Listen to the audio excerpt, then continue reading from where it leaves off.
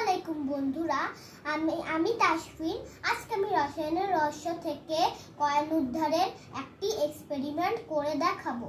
তাই আমাদের লাগবে পানি, মোমবাতি আর একটি কয়েন। তো আমরা এখন পানিটি, বন্ধুরা আমি আগের থেকে ফুড কালার পানির সাথে মিশিয়ে নিয়েছি। এখন আমরা এই পানিটি এই প্লেটে ঢেলে দেব।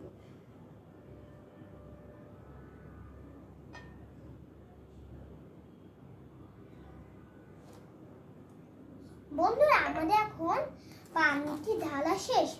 এখন আমরা খুব সাবধানে এই ফুড কালারটি এই প্লেটে বসিয়ে দেব।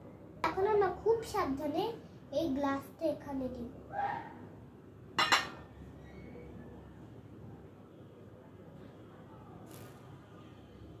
দেখো বন্ধুরা, আমাদের সব পানি গ্লাসের ভিতর ঢুকে গেছে, আর খালি কয়েনটি আছে।